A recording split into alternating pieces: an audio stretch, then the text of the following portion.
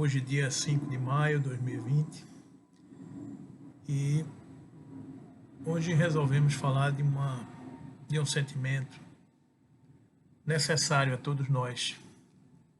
É o sentimento da esperança. E fomos pesquisar sempre nas reflexões amorosas, nos ensinos consistentes do nosso querido Emmanuel, e achamos umas páginas brilhantes no livro chamado Mãos Unidas, de Emmanuel, de psicografia de nosso querido Chico Xavier. É uma psicografia de 1979, ou seja, de 40 anos atrás. Emmanuel estava nos brindando com essas páginas. E esse texto que a gente vai ler e comentar um pouco, refletir com vocês, é a lição número 4, intitulada Esperança Sempre. E ele diz o seguinte: ninguém sem esperança, ninguém sem Deus. Contempla o céu nos dias em que a sombra te invade o coração e pensa na inalterabilidade do amor infinito que verte do Criador para todas as criaturas. O mesmo sol que te aquece e nutre é aquele mesmo sol que nutriu e aqueceu bilhões de criaturas na Terra, no curso dos séculos incessantes. Reflexão interessante, porque é o mesmo sol que já nos aqueceu em outras oportunidades encarnatórias e permanece brilhando lá no alto. Quase todas as estrelas que hoje se te desceram aos olhos são as mesmas que acompanharam os homens na queda e no levantamento de civilizações numerosas. Reflete nisso e não te deixes arrasar pelas aflições transitórias que te visitam com fins regenerativos ou edificantes. É provável que tribulações diversas te sigam no encalço. Aguenta as incompreensões e dificuldades em conta própria. Tolera lutas e problemas que não criastes.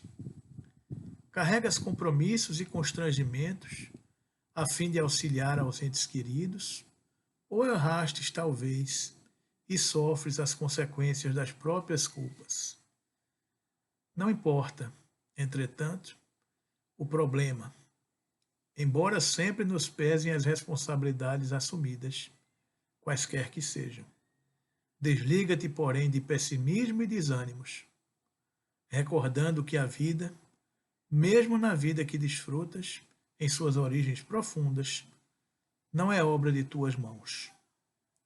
O poder que te dotou de movimento, que te desenvolveu as percepções, que te induziu ao impulso irresistível do amor e que te acendeu no pensamento à luz do raciocínio, guarda recursos suficientes para retificar-te, suplementar-te as energias, amparar-te na solução de qualquer empresa difícil ou reaver-te de qualquer precipício, onde hajas caído em desfavor de ti mesmo.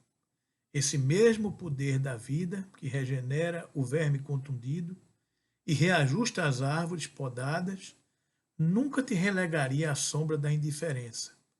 Entretanto, para que assimiles o apoio plenamente, é imperioso te integres no sistema de trabalho no bem de todos, sem te renderes à inutilidade ou à deserção. Lembra-te de que o verme ferido e as árvores dilaceradas se refazem por permanecerem fiéis ao trabalho que a sabedoria da vida lhes conferiu pela natureza. Recordemos isso, e seja de que espécie for a provação que te amargue as horas, continua trabalhando na sustentação do bem geral, porquanto, se te ajustas ao privilégio de servir, seja qual seja a prova em que te encontras, reconhecerás para logo que o amor é um sol a brilhar para todos e que ninguém existe sem esperança e sem Deus. É isso aí, queridos amigos. Ninguém existe sem esperança e sem Deus. A esperança é este sentimento que nos motiva a continuar adiante, que nos fortalece para seguir a caminhada, que nos dá motivações e propósitos para continuar marchando, para enfrentar desafios, para vencer as provas. Esperança que amanhã será um novo dia. Esperança de que amanhã conseguiremos vencer todas as dificuldades pelas quais passamos hoje. Nunca foi dito que seria fácil. Nunca foi dito que seria tranquilo.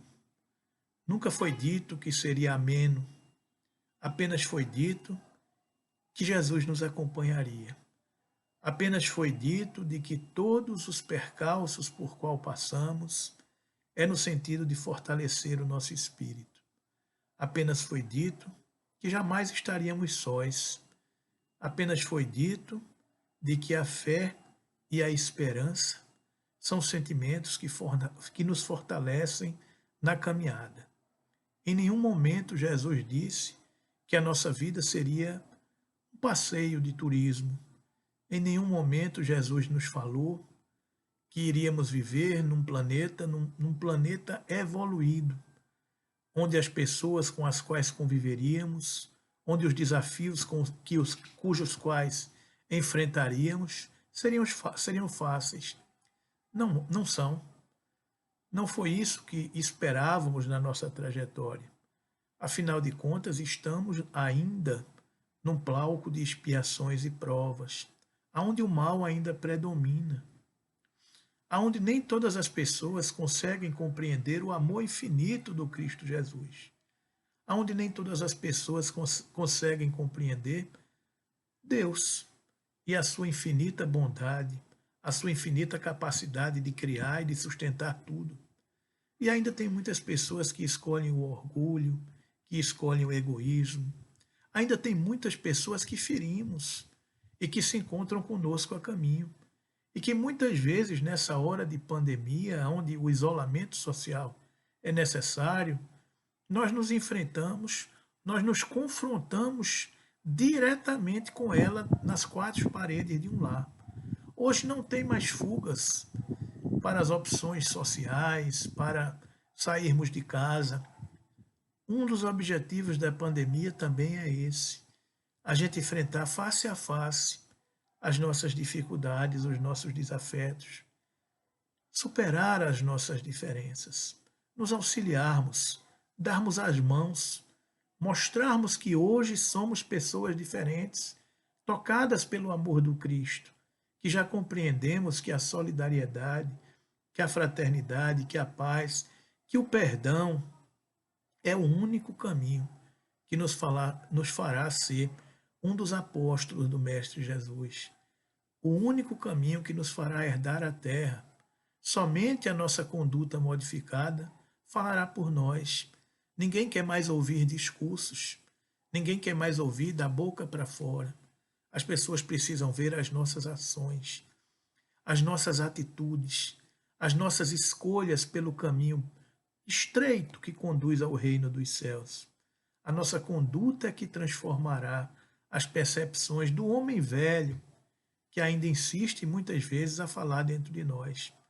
Aquela figura mandona, aquela figura arrogante, prepotente, aquela figura vaidosa, orgulhosa, egoísta, que por certo viveu dentro de nós, aquela figura violenta, que por certo participou das nossas existências, hoje precisa ser transformada moralmente.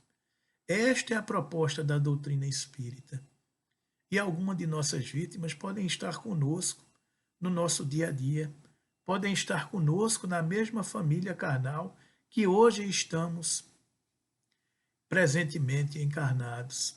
É como diz algum autor espiritual, que eu não me... André Luiz: família é uma reunião na linha do tempo. A gente se reúne na linha do tempo, é um agrupamento de pessoas que se reúnem no tempo. Família é um agrupamento de espíritos que se encontram no tempo. Então, hoje nos encontramos no tempo com alguns desses espíritos que já convivemos no passado. Então, é natural que as nossas diferenças aflorem. Foi para isso que reencarnamos. Foi para superar tudo isso. Então, é como Emmanuel nos diz aqui, é provável que tribulações diversas te sigam no encalço.